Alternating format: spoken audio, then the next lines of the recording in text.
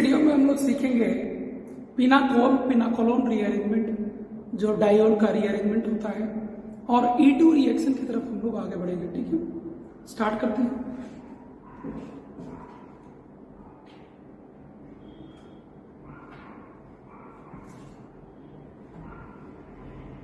इसका general reaction क्या होता है?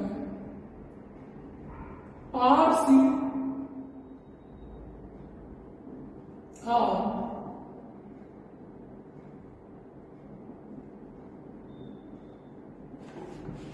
इसका रिएक्शन करवाया जाता है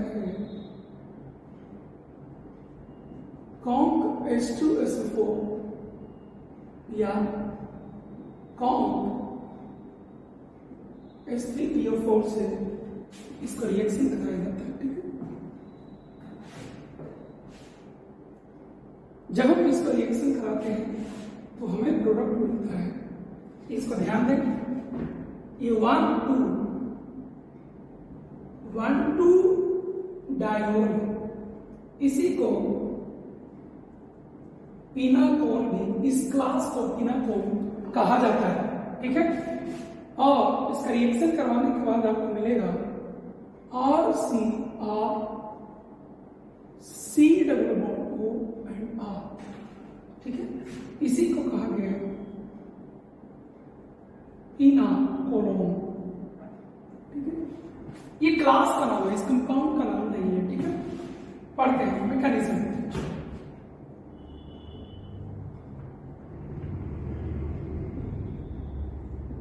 इस रिएक्शन का मैकेनिज्म क्या होगा? ठीक है, इस रिएक्शन का मैकेनिज्म क्या होगा इस चीज से। तो सबसे पहले क्या होता है कि RCR R and R OH है एंड OH है, इसका रिएक्शन H प्लस से होता है। ये कॉन्क H2SO4, ये कॉन्क H3PO4 जब आप यूज करते हैं तो ये आपको इनसे रिएक्शन देता है, किसी एक से ये रिएक्शन चला जाता है। मान लीजिए जो कुछ यहाँ है वही कुछ यहाँ सिमेट्रिकल है, इसलिए इसको इससे आप रिएक्शन करवा सकते हैं। RCR OH2 plus R and R OH का आपको फॉर्मेशन होगी। ठीक है, इसमें क्या होता है, अगले स्टेप में इसका रिमूवल होता है and at the same time यहां से एक ग्रुप का माइग्रेशन। इसको हम लोग कहते हैं कंसर्टेड स्टेप कहते हैं, कंसर्टेड स्टेप कहते हैं। ये दो काम इस स्टेप में इसलिए किया गया है क्योंकि साइंटिस्ट किसी मेथड से ये पता नहीं कर पाए हैं कि पहले ये होता है कि ये होता है। ये दोनों साइमल्टेनियसली होता है, इन दोनों में इतना कम का डिफरेंस है कि इसको आइडेंटिफाई नहीं किया जा सका है। ठीक है, और इसीलिए इसको कंसर्टेड स्टेप कहते हैं जिसमें दो काम एक साथ होता है। ठीक है, तो हम ये आगे से सीखेंगे कि ये काम और ये काम एक साथ होता है, इसको लेकर के चलते रहेंगे। ठीक है, जब ऐसा होगा तो आपको बनेगा RCR, एक अल्काइल और जुड़ जाएगा और यहां पर CrOH प्लस। आप देखिए ये कितना ज्यादा स्टेबल कार्बन टाइम है। हम लोग पढ़ेंगे कि कार्बन के ऊपर पॉजिटिव चार्ज हो और बगल में plus M, strong plus M संयुक्त ग्रुप हो। ठीक है, तो ये काफी ज्यादा स्टेबल होता है। अगले स्टेप में इसी का लोन पेयर आपको यहाँ आ जाता है और देता है आपको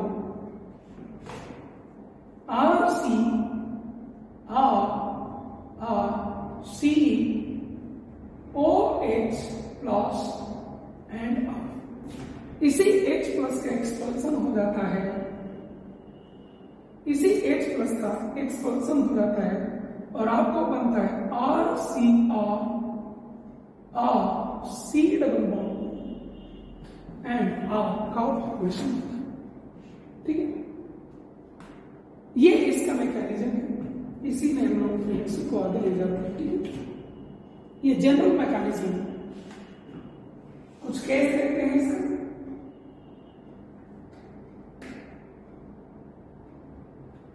इसका कुछ एग्जाम्पल देते हैं।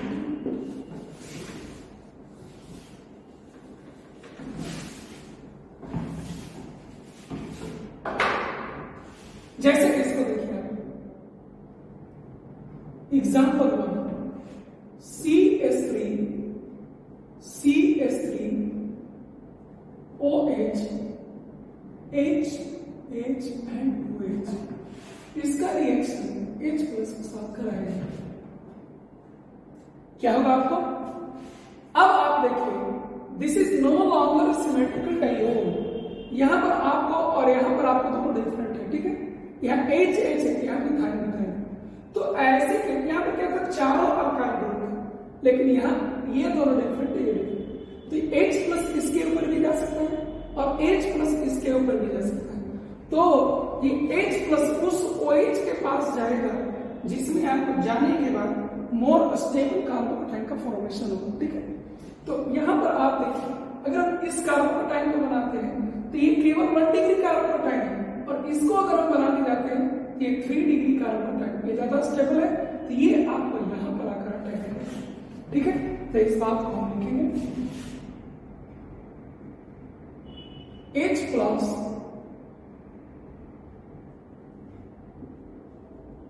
attached to the OH which can reach more stable initial carbocation. ये ठीक है, ये कंसर्टेड स्टेप है, लेकिन तब भी ये जब जाने लगेगा तो कुछ तो कार्बोकेटाइन कैरेक्टर यहाँ आएगा, तो ये निकल which can result more stable initial carbocation, ठीक है। तो अब ये आपको इसके ऊपर अटैक करेगा, इसको आप नोट करेंगे, ये आपको इसके ऊपर अटैक करेगा, बनेगा CH3 OH2 प्लस बनेगा CH एंड OH का फॉर्मेशन होगा, ठीक है।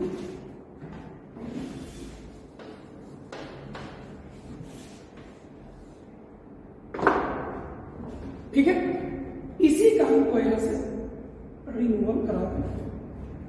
इसका जब रिमूवल कराएंगे एट द सेम टाइम इसका माइग्रेशन कराएंगे तो हमें क्या मिल जाएगा, CH3 प्लस, और यहीं पर आपको H आने वाला है, CH प्लस एंड OH, ठीक है। इसके बाद यही पर आपको यहां जाएगा, बन जाएगा CH3H C double bond OH का फॉर्मेशन, ठीक है। पहला स्टेप में आपको OH प्लस बनेगा और फिर H प्लस को डीप्रोटोनेट करेंगे तो हमें ये मिलेगा, ठीक है। एक और एग्जांपल, ये क्या हुआ, अनसिमेट्रिकल डायोड है,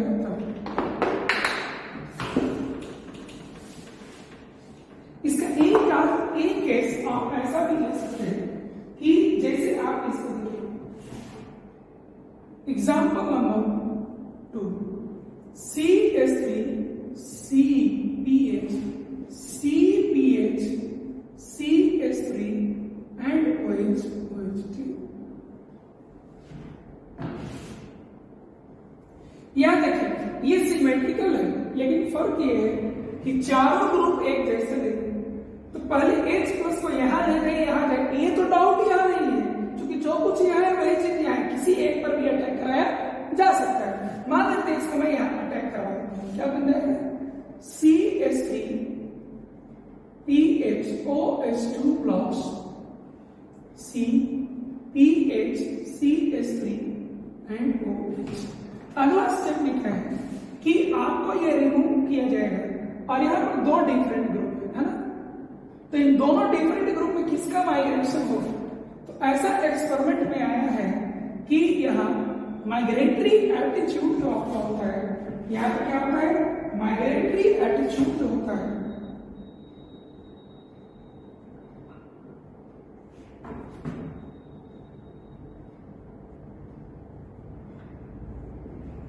माइग्रेटरी एल्टीट्यूड जो होता है वो आपको H का ज्यादा होता है AR से और R से, याद कैसे रखेंगे, हार HAR, हार हम याद, तो यहाँ पर एरोमेटिक के लिए यूज किया जाता है। तो एरोमेटिक तो है और ये अल्काइल, ठीक है। तो इन दोनों में माइग्रेटरी एप्टीट्यूड किसका ज्यादा है? इसका है। तो आप ये यहाँ पर माइग्रेट करेगा, ठीक है। और आपको क्या देगा? CH3 PH plus CH3 and OH, यही आपको यहाँ पर जाएगा। और अगला स्टेप में देगा CH3 PHC,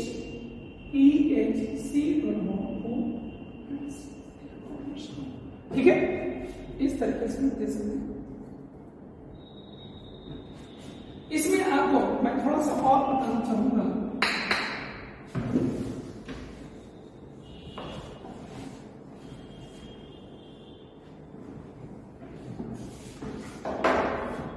कि अल्काइल में क्या होगा, माइग्रेटरी एप्टीट्यूड थोड़ा और डिटेल में सीखिए। अगर अराइल तो अराइल के अंदर में माइग्रेटरी एप्टीट्यूड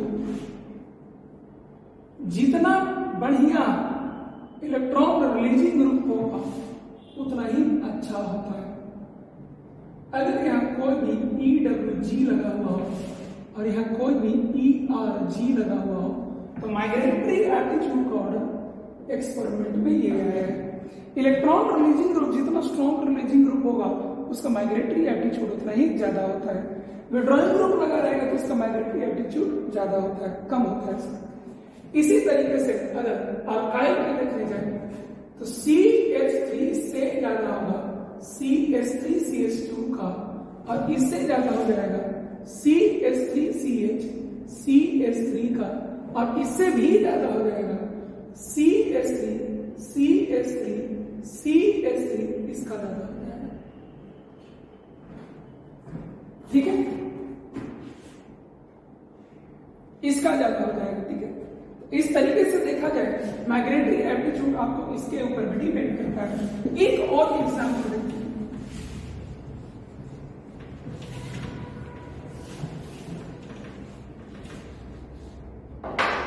जैसे इसको आप देखिए example number 3।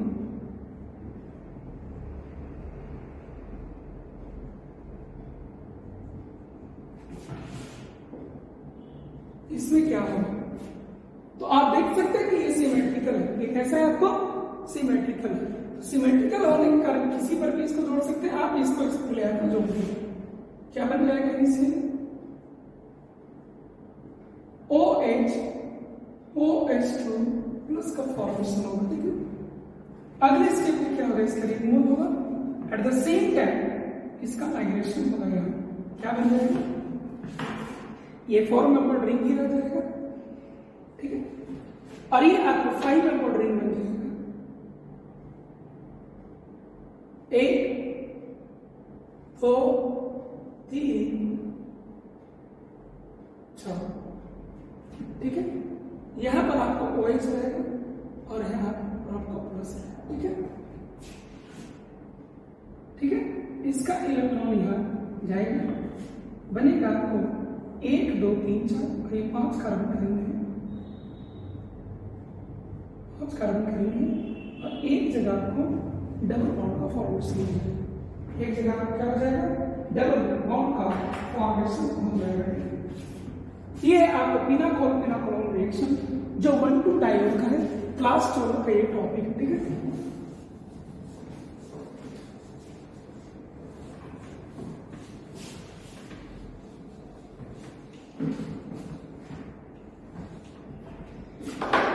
Now we are going to learn E2 reaction.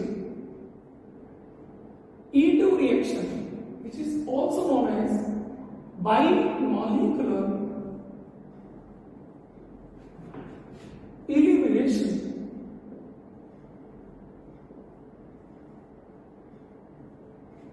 Reaction.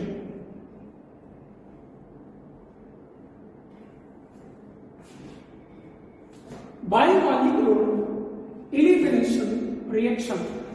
Bimolecular elimination reaction इसको हम लोग करते हैं, ठीक है। इससे हम लोग सीखने वाले हैं। चलिए आगे बढ़ते हैं। इसका पहले हम सीखते हैं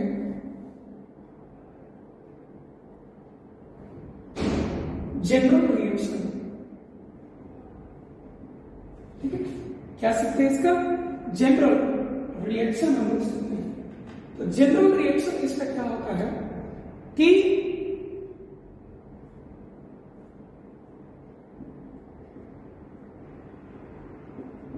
कोई आपका अल्काइल हैलाइड होता है और इस अल्काइल हैलाइड को एक बेस से रिएक्शन कराया जाता है इन प्रेजेंस ऑफ हीट और आपको अल्कीन मिल जाता है। ठीक है, यहां क्या होता है? आपको अल्काइल हैलाइड रहेगा और यहां इन में आपको क्या मिलेगा? अल्कीन मिल जाएगा। इन में आपको क्या मिल जाएगा? अल्कीन मिल जाएगा। ठीक है,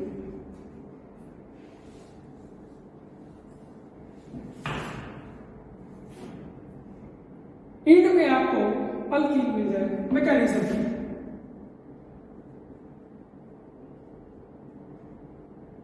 इस रिएक्शन का मैकेनिज्म क्या है? ठीक है, ये बेस इस हाइड्रोजन पर अटैक करता है तो carbon this is your hydrogen, this is your hydrogen. जो बेस है हमारा,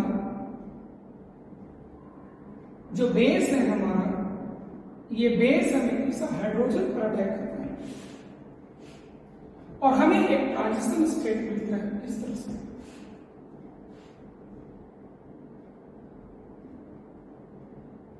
देखिए यहां क्या आपको होता है, यहां पर ये जब हाइड्रोजन पर अटैक करता है तो इसका इलेक्ट्रॉन क्लोड यहां रहता है।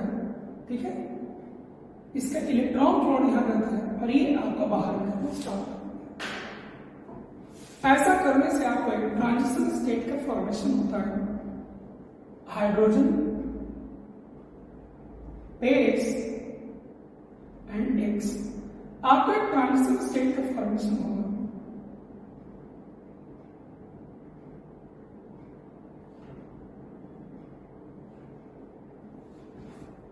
ठीक है, इस ट्रांजिशन स्टेट का नाम है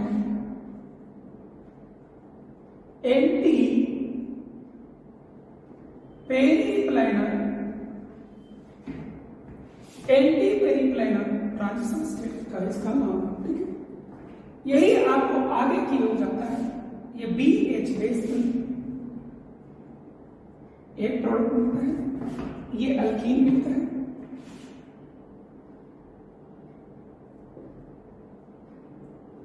और इसके साथ साथ आपको X माइनस का फॉर्मेशन होता है। इसके साथ साथ क्या होता है? आपको X माइनस का फॉर्मेशन होता है। इसके साथ साथ आपको X माइनस का फॉर्मेशन होता है। ठीक है, इसी को हम लोग को बहुत बारीकी से सीखना है एक एक करके। तो सबसे पहली बात मैं आपको ये बताना चाहूंगा, ये जनरल रिएक्शन है, ये इसका मैकेनिज्म। सबसे पहली बात आपको ये सीखना है कि यहां से लेकर यहां तक एक ट्रांजिशन स्टेट का फॉर्मेशन हुआ। ठीक है, इंटरमीडिएट कहीं पर नहीं आपको बनाना, इसलिए सिंगल स्टेट प्रोसेस क्या है? आपको सिंगल स्टेट प्रोसेस है। तो वन बाय वन उनकी बातों को सीखते हैं। It is one state process, ये वन स्टेट प्रोसेस है। दूसरी बात, इस वन स्टेट में एक बेस और एक सबस्ट्रेट का इन्वॉल्वमेंट हुआ, इसलिए बाई क्वांटम रिएक्शन। तो इसका हम लोग रेट ला एक्सप्रेशन क्या लिखेंगे? रेट कांस्टेंट के। ठीक है, सबस्ट्रेट जो आपका अल्काइल हैलाइड है पावर 1 और बेस पर पावर कितना हो जाएगा? 1। तीसरा, मॉलिक्यूलरिटी कितना हो जाएगा इसका? तो मॉलिक्यूलरिटी यहां पर देख सकते हैं 2 है, इसलिए 2 हो जाएगा। ठीक है, ऑर्डर कितना हो जाएगा? तो ऑर्डर हम लोग पढ़ते हैं कि रेट वाइज एक्सप्रेशन में जो कॉन्सेंट्रेशन टर्म्स होते हैं उसके एक्सपोनेंट को ये लोग ऑर्डर कहते हैं। तो ऑर्डर आपका कितना हो जाएगा? हो जाएगा। ठीक है, चलिए यहां पर तक आप ध्यान दीजिए और इसके आगे सकते हैं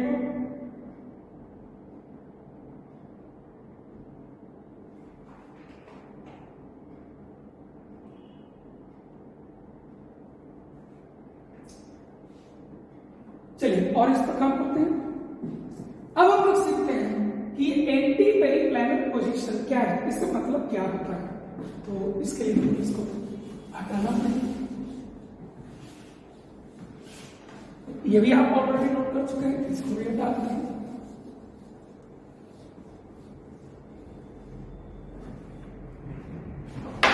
ठीक है, इस तरीके से आप इसको देख सकते हैं। ये जो ट्रांजिशन स्टेट बना है, इसमें ये देखिए पार्शियल नेगेटिव चार्ज कैरी करने वाला आइटम, ये दोनों एक दूसरे से डायगोनली अपोजिट है। इनके बीच का सेपरेशन जितना ज्यादा होगा, ठीक है, ये उतना ही ज्यादा स्टेबल बनता है और ये आपको उतना ही फास्टर रिएक्शन करेगा। ठीक है, तो इसका एक और भी है कि इसमें 1 2 3 4 5, ठीक है, तो एक बात नोट कर लिया जाए इस चीज को कि 5 एटम आपको 1 2 3 4 5 पांचों एटम सेम प्लेन में लाई कर रहे हैं। 5 atoms lie in the same plane, ठीक है, और ये ऑपोजिट है, इसलिए इसको क्या कहते हैं, एंटी पेरिप्लैनर। पेरिप्लैनर मतलब इन द सेम प्लेन और एंटी मतलब ऑपोजिट। ठीक है, इसमें एक चीज आपको ये सीखना है कि ये क्यों बनता है। तो इसमें एक आपको ट्रांजिशन स्टेट बनने का ये भी कोशिश कराया गया है।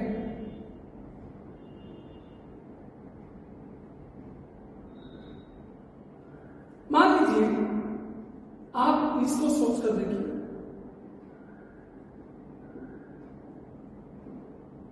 ठीक है, इसको कहते हैं सिन पेरी प्लैनर ट्रांजिशन स्टेट। यहां पर आप देख सकते हैं कि इनके और इनके बीच में,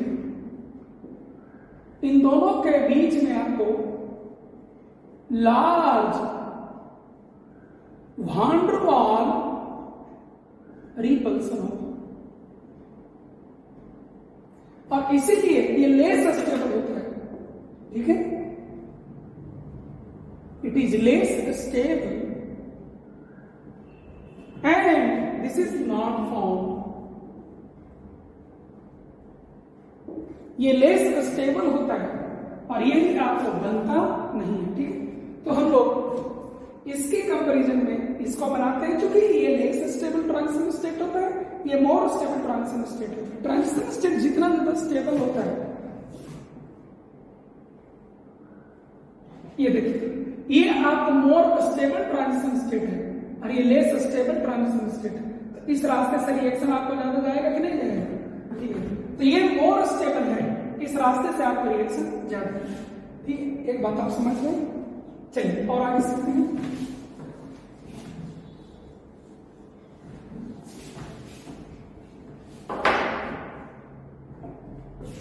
एक बात और सुनो, इसमें यह सीखना है कि x माइनस जिस साइड से जा रहा है, b माइनस उसके अपोजिट साइड से, एंटी साइड से आपको अटैक कर रहा है।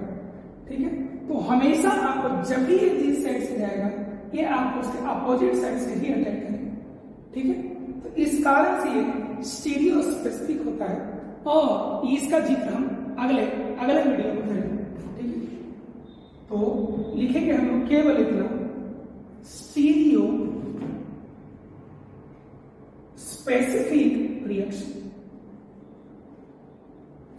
और इसका डिटेल में एग्जांपल वगैरह के साथ हम लोग नेक्स्ट वीडियो में सीखेंगे। ठीक है, ये क्या होता है, आपको स्टीरियो स्पेसिफिक रिएक्शन होता है। क्या होता है, स्टीरियो स्पेसिफिक रिएक्शन होता है। चलिए और बात सीखते हैं। आप देख सकते हैं कि यहां से आप यहां पर आए, आपको कोई कार्बोकेटाइन नहीं बना, आपको कोई इंटरमीडिएट नहीं बना, आपको केवल ट्रांजिशन स्टेट बना, यानी इसमें रीअरेंजमेंट का कोई गुंजाइश नहीं है। ठीक है, नो रीअरेंजमेंट।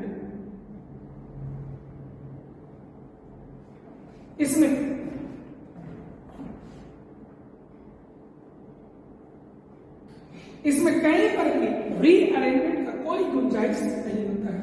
इसमें कहीं पर भी रीअरेंजमेंट का कोई गुंजाइश नहीं होता है। ठीक है। और इसमें आप देख सकते हैं कि रिएक्शन रेट को फॉर्म पर अफेक्ट करता है।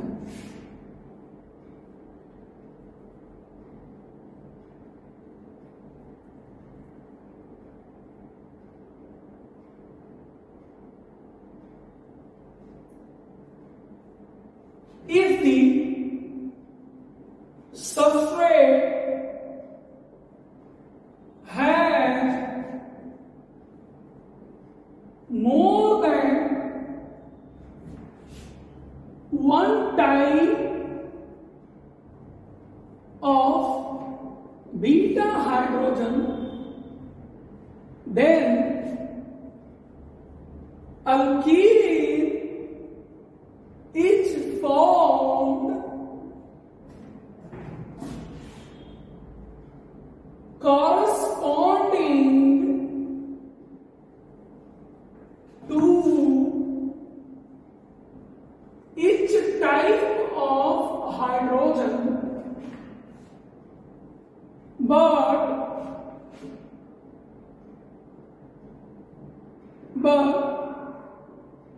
more stable alkene is the major product. ठीक है। और ऐसा जब होता है, जब मोर स्टेबल अल्कीन ही आपका मेजर प्रोडक्ट होता है, तो हम कहते हैं कि रिएक्शन आपको सेटचेफ रूल को फॉलो कर रहा है। ठीक है।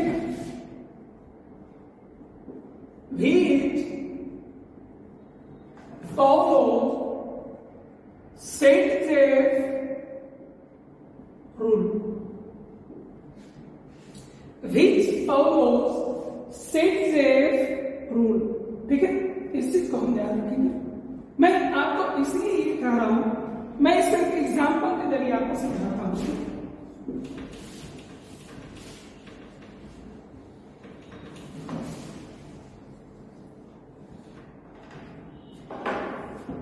इसको एक एग्जाम्पल से हम लोग समझते हैं। जैसे मान लीजिए कि हमें अल्कीन ये दे दिया गया,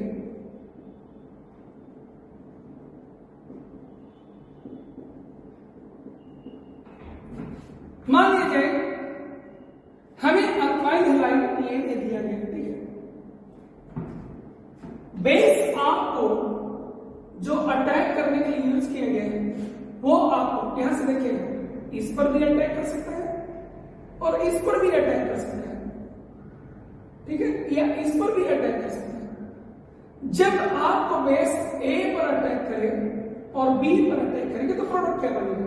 तो जब आपको बेस इस पर अटैक करने आ जाए तो आपको अल्कीन यहां पर बनेगा और ये यहां से बाहर जाएगा।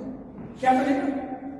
RCR यहां डबल बॉन्ड करना होगा, डबल बॉन्ड। ठीक है। यहां हाइड्रोजन आपको हो जाएगा और यहां CH एंड H रह जाएगा। प्लस अगर ये यहां पर ये एक करस्पॉन्डिंग बना है, अगर आपको यहां पर से ये अटैक कर जाए तो ये यहां होगा और इसको हटना होगा, बनेगा आपको RCRH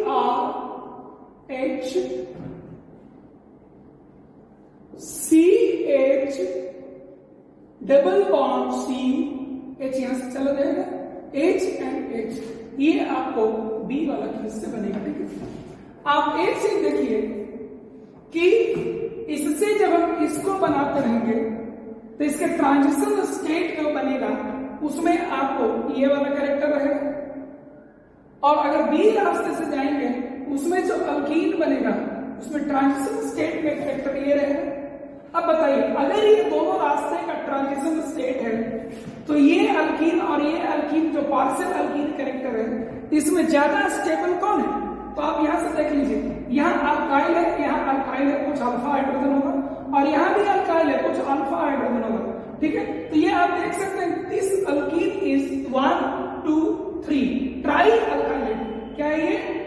ट्राई अल्काइलेटेड है।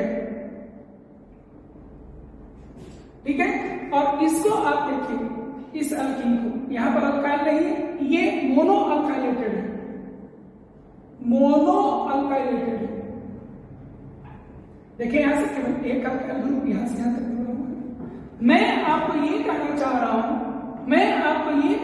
रहा हूं कि जिसमें जितना ज्यादा अल्काइल होगा चांसेस है ज्यादा कि उसमें नंबर ऑफ अल्फा हाइड्रोजन भी ज्यादा होंगे और वो अल्कीन ज्यादा स्टेबल होगा।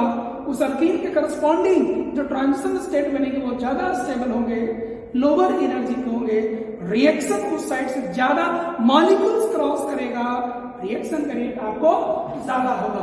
तो ये क्या बन जाएगा, आपको मेजर बन जाएगा और ये आपको क्या बन जाएगा, माइनर बन जाएगा। इसी चीज का लिखा हुआ है if the substrate had more than one type of beta hydrogen, ठीक है, आप देख सकते हैं ये आपका अल्फा कार्बन है, ये बीटा है and this is also beta.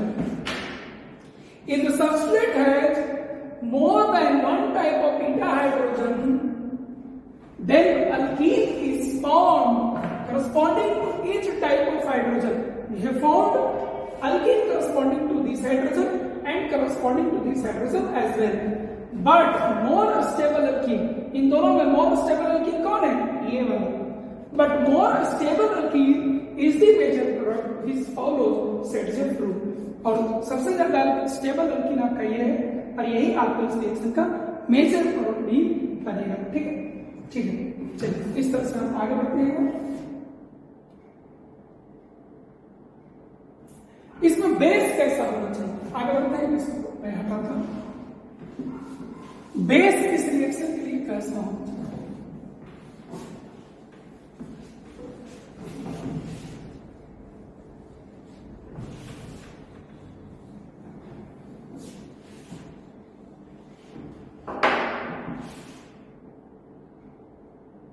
Base कैसा होना चाहिए तो मैं आपको बता दूं, very strong anionic base favor E2 reaction. Very strong ionic base favors E2 reaction. Very strong ionic base favors E2 reaction. देखिए क्या हो रहा है,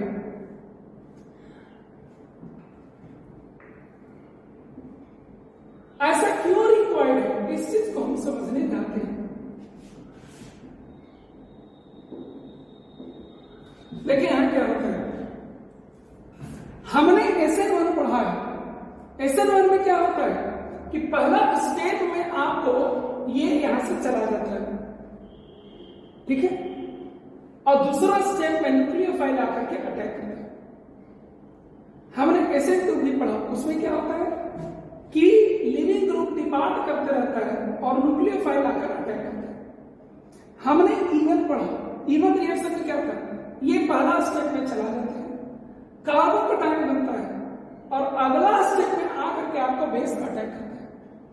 E2 रिएक्शन में क्या है कि departure of this leaving group and attack of this base must take place in the same step. तो आपको जिस स्थिति से डिपार्ट कर रहा है एट द सेम टाइम इसको आपको अटैक करना होगा। E1 रिएक्शन में क्या होता है कि ये चला गया था पहला स्टेप पे और ये अटैक किया था अगला स्टेप में, यानी कि ये शुरू से मौजूद था E1 रिएक्शन में लेकिन वो अटैक आपको नहीं किया था, यानी कि वो पुअर बेस था। यहां आपको एक ऐसा बेस होना चाहिए जो आने के साथ अटैक करना चाहिए, ठीक है। तो आने के साथ एक ऐसा बेस जो अटैक कर दे तुरंत, वो एक वेरी गुड बेस होना चाहिए, ठीक है। आप देख सकते हैं कि यहाँ पर इस हाइड्रोजन को एसिडिक करने के लिए कोई खास ग्रुप मौजूद नहीं है, तब भी इस लेस एसिडिक हाइड्रोजन को भी हटाना है और इसको हटाने के लिए very good very strong aminic base की रिक्वायरमेंट पड़ती है, समझ गए। तो वेरी स्ट्रॉन्ग अमाइनिक बेस कौन कौन से हो सकते हैं, तो मैं आपको बताता हूं पीरियोडिक टेबल में।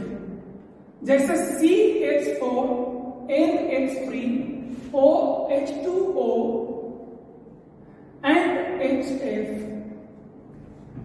ये आपको क्या है, एसिड।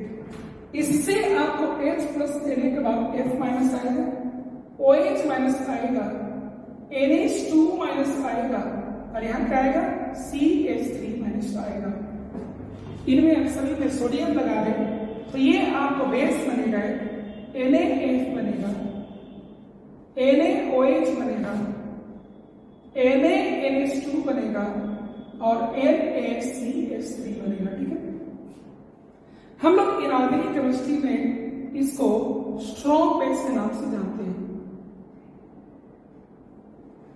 इनऑर्गेनिक केमिस्ट्री में हम लोग sodium hydroxide and potassium hydroxide को स्ट्रॉन्ग बेस के नाम से जानते हैं। लेकिन आप ये गौर करिए कि ये स्ट्रॉन्ग बेस अगर आप यहां यूज करेंगे तो ये रिएक्शन नहीं जाता है। आप रिएक्शन करवा दीजिए, NaOH अगर यूज करिएगा तो आपको रिएक्शन ही नहीं जाएगा। ठीक है, NaOH को यूज करिएगा आपको रिएक्शन नहीं होगा, नो रिएक्शन, ऐसा एक्सपेरिमेंट में देखा गया। ठीक है, तो इस केस में रिएक्शन नहीं होगा आपको, इस केस में भी रिएक्शन नहीं होगा। इससे भी वेरी स्ट्रॉन्ग बेस चाहिए, यानी आपको NaNH2 से रिएक्शन हो जाएगा। ठीक है, तो इनका बेसिक स्ट्रेंथ कॉम्पाउंड क्या हो जाएगा, ये हम ऑलरेडी जानते हैं। ठीक है, बेस जब कहा रहे थे तो उस समय मैंने पढ़ाया था। तो ये इनका बेसिक स्ट्रेंथ का ऑर्डर है,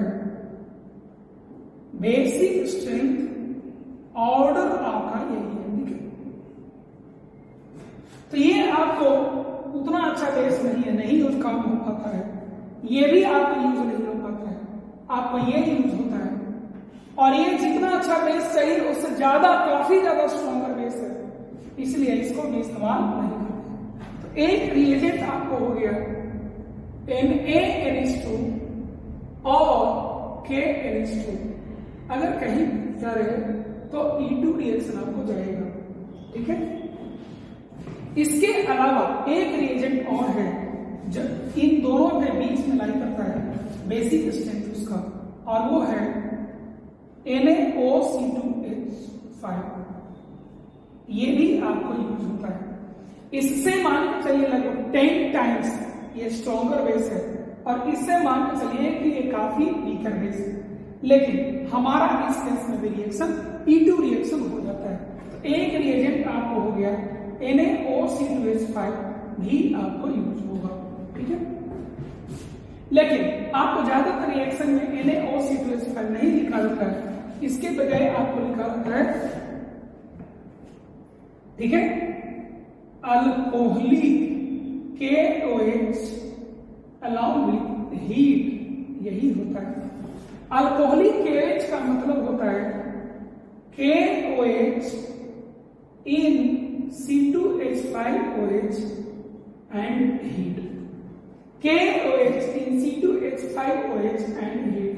तो KOH in C2H5OH के साथ जब हीट करते हैं तो ये आपको दे देता है, क्या दे देता है, OC2H5 माइनस दे देता है, यही आपको सॉल्ट मिलता है। और ये आपको एक एनफ स्ट्रॉन्ग बेस है that can be used in E2 reaction. तो E2 रिएक्शन में आपको दो ही बेस आपको मिलेंगे, एक सोडियम अमाइड या potassium amide along with heat, and second one is alcoholic KOH along with heat. तो अल्कोहलिक KOH आपस में ये अल्कोहलिक KOH और इथेनॉल रिएक्शन जाता है और OC2H5 माइनस हमको देता है, और ये OC2H5 माइनस आपको ये है। तो अगर हमको क्वेश्चन में ऐसा भी लिखा हुआ है NaOC2H5 अलॉन्ग विथ हीट, तो भी ये आपको E2 रिएक्शन जाएगा। ठीक है, तो बेस हमारे सामने केवल दो चॉइसेस है। ठीक है, एग्जाम्पल करते हैं।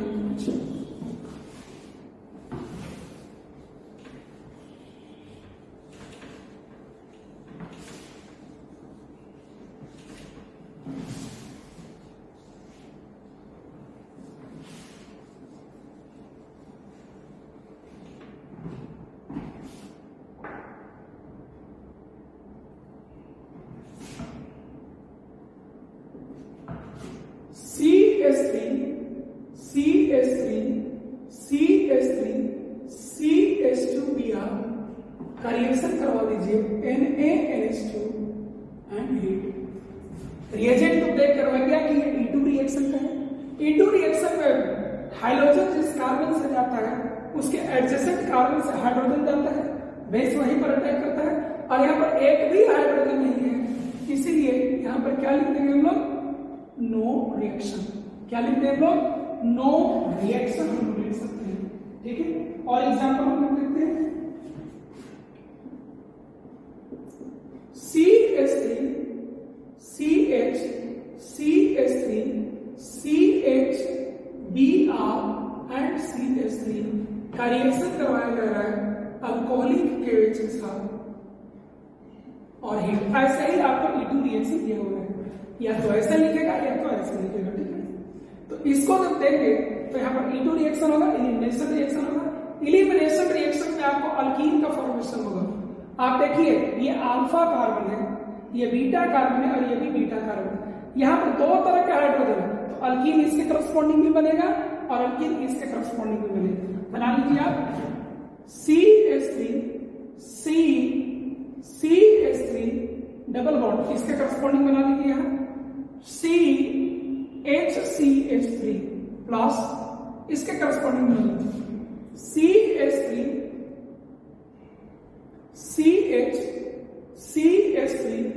CH double bond CH2। अब आप ये देखिए इन दोनों अल्कीन में ज्यादा स्टेबल कौन है, यहाँ अल्फा हाइड्रोजन का नाम पर केवल 1 है और यहाँ अल्फा हाइड्रोजन का नाम पर 3 और 3 9 है, ये मोर स्टेबल है और इसीलिए ये आपको क्या हो जाएगा, मेजर प्रोडक्ट होगा और ये आपको क्या हो जाएगा, माइनर प्रोडक्ट होगा। ये आपको क्या हो जाएगा, मेजर प्रोडक्ट होगा और ये आपको क्या हो जाएगा, माइनर प्रोडक्ट आपका हो जाएगा, ठीक है। चलिए और एग्जांपल देखते हैं, एक इसको आप देख लीजिए,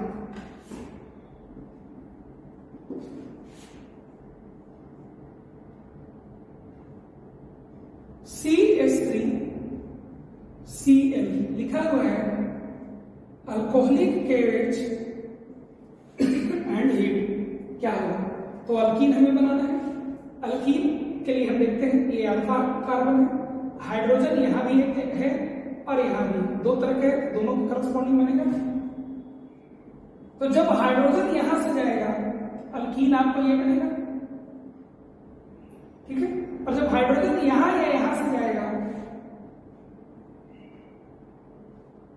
ठीक है, यहां CH3 है, हाइड्रोजन जब यहां से जाएगा तो अल्कीन आपको यहां। इन दोनों में मेजर कौन है, तो मोर स्टेबल अल्कीन चेक कर लीजिए, 2 और 2 4 अल्फा हाइड्रोजन है और यहाँ पर 3 और 2 5 और 2 7 अल्फा हाइड्रोजन। ज्यादा स्टेबल कौन होगा, ये आपको मोर स्टेबल है और इसीलिए ये क्या हो जाएगा, आपका मेजर प्रोडक्ट आपको होगा। क्या होगा ये आपको, मेजर प्रोडक्ट आपको ये होगा, ठीक है। इस तरीके से कुछ और एग्जाम्पल देखते हैं।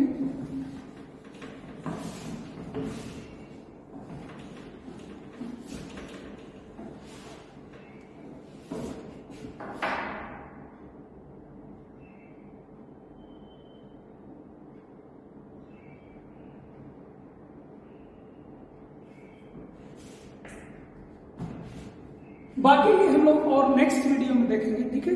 इस वीडियो में एक थोड़ा सा और ऐड कर लीजिएगा कि पीनाकोलोन जब रिएक्शन कराते हैं तो उसमें अगर आपको इस तरह से दे दिया जाए